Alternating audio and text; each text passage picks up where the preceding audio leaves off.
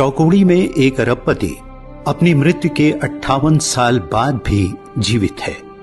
सोना उगलने वाले उसके बागान उजाड़ पड़े हैं। चीन को चीन के ही खेल में मात देने वाला उसका कारखाना खंडहर बन चुका है। उसका आलीशान बंगला अब साधुओं का आश्रम है, लेकिन इस सब के बावजूद वो आज भी यहाँ के लोगों के दिलों में राज करता है। घोड़ों का शौकीन वो अरबपति आज भी अंधेरी रातों में गरीबों के सपनों में आकर उन्हें दौलत बांटता है।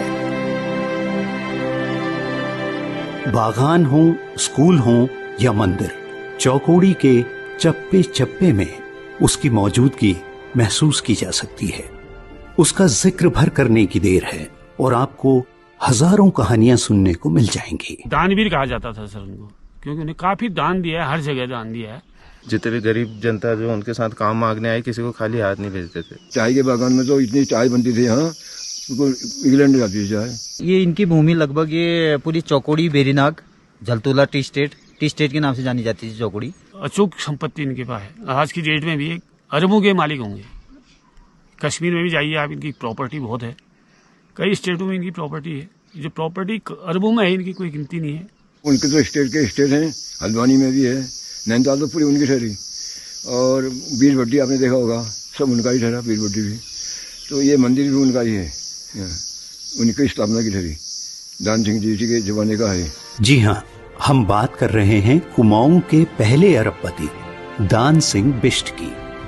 मुफलिसी से जिंदगी की शुरुआत करने वाला ये शख्स न सिर्फ अपनी अकूत संपत्ति के कारण मालदार के नाम से प्रसिद्ध हुआ, बल्कि अपने नाम को चरितार्थ करते हुए वो दानवीर भी कहलाया। नमस्कार, यात्रा कथा यानी ट्रेवल टेल्स में आपका स्वागत है। इस वक्त हम चौकोड़ी में हैं। ये खूबसूरत हिल स्टेशन उत्तराखंड के पिथौरागढ़ जिले में आता है और इसका सबसे नजदीकी रेलवे स्टेशन है काठगोदाम, जो यहाँ से लगभग 190 किलोमीटर दूर है। यहाँ हम आए हैं दान सिंह मालदार की रोचक कहानी की कुछ खोई कड़ियां ढूंढने के लिए।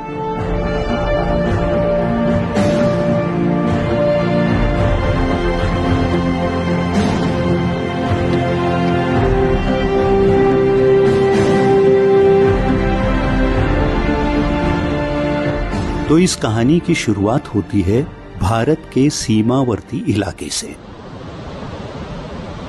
पिथौरागढ़ जिले में बहने वाली काली नदी के इस ओर भारत है और उस ओर नेपाल। यहाँ सिर्फ एक पुल पार कर आप दूसरे देश पहुंच जाते हैं। रोजी रोटी की तलाश में दान सिंह के दादा राय सिंह ऐसे ही एक पुल के रास्ते भारत आ गए थे। मूलतः नेपाल के रहने वाले थे ये लोग। वहाँ से हमारे पिथौरागढ़ जिले के पास ही झूलाघाट एक कस्बा है जो बॉर्डर एरिया में पड़ता है। तो वहाँ से आके कुतड़ गांव में वो अपना निवास स्थान बनाया। उसके बाद में वहाँ पर घी का कारोबार करते थे शुरू में। घी की छोटी सी दुकान से कमाई बहुत सीमित थी। तभी प्रथम विश्व युद्ध छिड़ गया। राय सिंह और उनके पुत्र देव सिंह ने सेना को घी की सप्लाई शुरू कर दी। धीरे धीरे उनका कारोबार बढ़ने लगा। इससे पहले 1906 में देव सिंह के घर दान सिंह पैदा हो चुके थे। जब वे सिर्फ 12 साल के थे, तब उनके पिता ने पढ़ाई लिखाई छुड़वाकर उन्हें एक अंग्रेज व्यापारी के साथ बर्मा भेज दिया। वो अंग्रेज लकड़ी का व्यापारी था और दान सिंह की नियति में टिम्बर किंग बनना लिखा था। जब दान सिंह भारत लौटे, तब तक उनके पिता घी के कारोबार से मुनाफा कमाकर ठेकेदार बन चुके थे। उन्होंने अंग्रेजों के बेड़ीनाग के चाय बागानों के बारे में बहुत सुना था। एक दिन पिता और पुत्र दोनों बेड़ीनाग पहुंच गए। यहाँ आए तो चौकोड़ी में टी स्टेट हुआ करती थी पूरी। तो यहाँ पर उनका बहुत बड़ा कारोबार था चाय का, जो विदेशों में भी चाय जाती थी। चौकोड़ी की चाय बहुत प्रसिद्ध थी। देव सिंह बिष्ट ने बेड़ीनाग में एक ब्रिटिश कंपनी से 2000 एकड़ में फैले चाय के बागान खरीद लिए। चाय के जो बगीचे हैं वो अलग अलग जगह पे इन्होंने प्लॉटिंग टाइप की थी, उसमें चाय लगाई हुई थी। तो कम से कम 8, 9 या 10 से ऊपर ही होगा। उतनी जगहों पे इन्होंने चाय के प्लॉट बनाए हुए थे। सब बागान ही ठहरा। यहाँ ये जंगल, इधर बांस के जंगल में बागान ठहरा। वो लोगों ने अपना मकान बना के उखाड़ के पत्तियां सब कर दी, खत्म कर दी। उन दिनों दुनिया में चीन की चाय का बोलबाला हुआ करता था। दान सिंह मालदार ने चीनी चाय के रंग और इसके जायके के राज का पता लगाकर बेड़ीनाग में चाय की एक फैक्ट्री लगा डाली। बाद में इसे चौकोड़ी शिफ्ट कर दिया गया। उसके बाद फिर यहाँ लाए मशीन को, फिर यहीं बनती थी, बोरों के हिसाब से बनती थी। वो चाय पहले वो मशीन में पिसा, उसको सुखाया, फिर उसके बंडल बनते थे। 80 माली मेरे चाय बनाते हुए तो मैंने देखा यहाँ 80-90। हमें कुछ नहीं याद। चौकोड़ी की इस फैक्ट्री में बनी चाय कभी 7 समुंदर पार जाया करती थी। चाय के कारोबार से हुए मुनाफे को मालदार ने लकड़ी के व्यापार में लगा दिया। उन दिनों सरकार खुद जंगलों की नीलामी किया करती थी। कटान और ढुलाई के ठेके करोड़पति और रसूखदार लोगों को ही मिलते थे। दान सिंह मालदार ने ढुलाई का खर्च कम करने के लिए उत्तराखंड में पहली बार नदियों का सहारा लिया। लकड़ियों के लट्ठे पहले काठगोदाम पहुंचाए जाते और फिर वहां से रेलगाड़ियों में लादकर इन्हें बाहर भेजा जाता। जो हमारे कुमाऊं क्षेत्र से जो भी लकड़ी जाती थी वो सीधे काठगोदाम जाती थी। काठगोदाम इसीलिए काठगोदाम भी इनका नाम पड़ा था। काठ मीन से लकड़ी, उसी के नाम से ये काठगोदाम इन्हीं के नाम से पड़ा था। शायद वो काठगोदाम के एरिया भी इन्हीं की। तो ये टिम्बर व्यापारी थे सर। आपने रेल की पटरियों के नीचे लगने वाले स्लीपर जरूर देखे होंगे। अब ये कंक्रीट के बने होते हैं, लेकिन उस जमाने में ये लकड़ी के हुआ करते थे। जो रेलवे लाइन बनती थी उनके जो स्लीपर जो लगते थे तो उसका ठेका उनने लिया। तो जहाँ भी रेलवे लाइन होती थी पूरे देश में तो पूरा सप्लाई यही देते थे। तो इनका पूरे एशिया में इनका टिम्बर किंग के नाम से प्रसिद्ध हुए।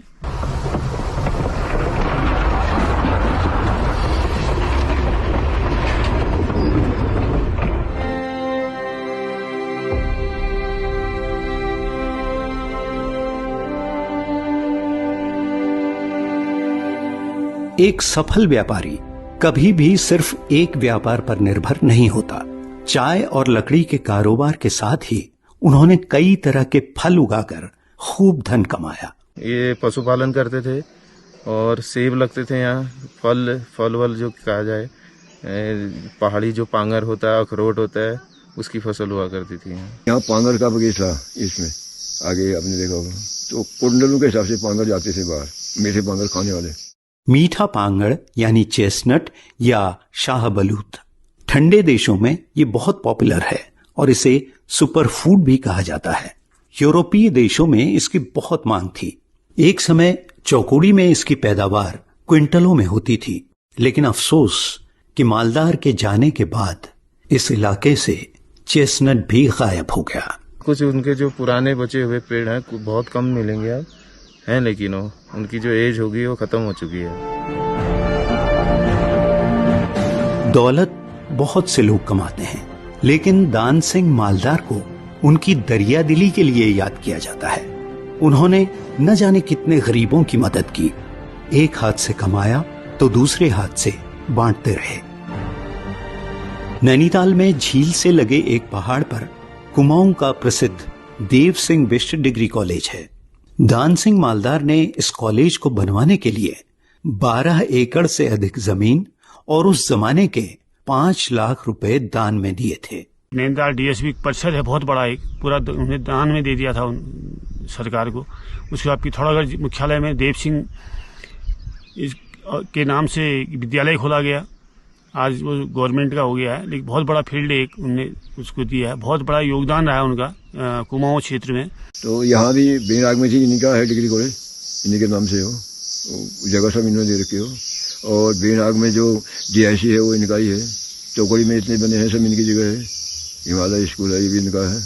चलिए अब मालदार का बंगला देखने चलते हैं। ये सामने जो हरी छत वाली हट्स दिखाई दे रही हैं, ये कुमाऊं मंडल विकास निगम की हैं। हम इसके ठीक नीचे रुके हैं और इसका नाम है काइट होम स्टे। सिर्फ 5 कमरे हैं, लेकिन इसके आगे एक बहुत बड़ा मैदान है।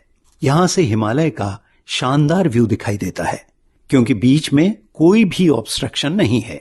ये रहा हमारा कमरा, जो काफी बड़ा है, और इसके लिए हमने पे किए हैं 2000 रुपए। साफ सफाई बहुत अच्छी है और खाना एकदम घर जैसा। इस होम स्टे का नंबर आपको डिस्क्रिप्शन में मिल जाएगा। काठगोदाम से मुनस्यारी, धारचूला या आदि कैलाश जाते समय ये ब्रेक लेने के लिए बहुत अच्छा ऑप्शन है। इस होम स्टे से मालदार का बंगला बहुत नजदीक है।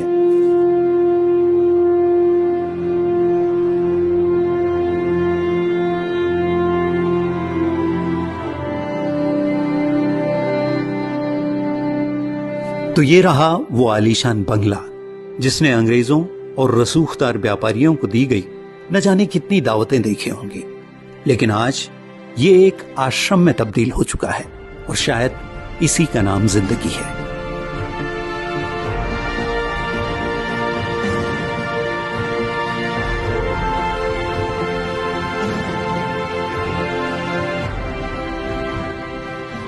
नाइनटीन 1964 में जब मालदार की मृत्यु हुई तो उनका बिजनेस एम्पायर ब्राजील तक फैल चुका था। उनकी सिर्फ पुत्रियां थी, इसलिए कारोबार दान सिंह के भतीजों के हाथ में आ गया। लेकिन मालदार की इस विरासत को कोई नहीं संभाल पाया। देश विदेश में फैली उनकी जायदाद के आज 24 हिस्सेदार हैं, लेकिन मालदार की तरह मेहनत से दौलत कमाने का हुनर किसी के हिस्से में नहीं आया।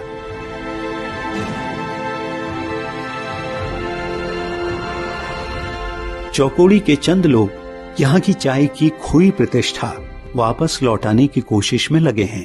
जो एक चाय प्लांट शुरू किया है बेड़नाग टी के नाम से, वो काफ़ी फेमस हो रही है। विनोद कार्की जी ने किया है तो वो भी फेमस हो रही है, विदेश भी जा रही चाय उनकी। एक हमारे यहाँ शिशुण होता है, उसकी भी चाय है। तो फिर एक बार प्रयास किया है कार्की जी ने कि चौकोड़ी की जो चाय थी उसको पुनर्जीवित किया जाए। तो ये थी कुमाऊं के पहले अरबपति दान सिंह मालदार की सच्ची कहानी। अगली बार एक और यात्रा कथा लेकर हाजिर होंगे। आज्ञा दीजिए, नमस्कार।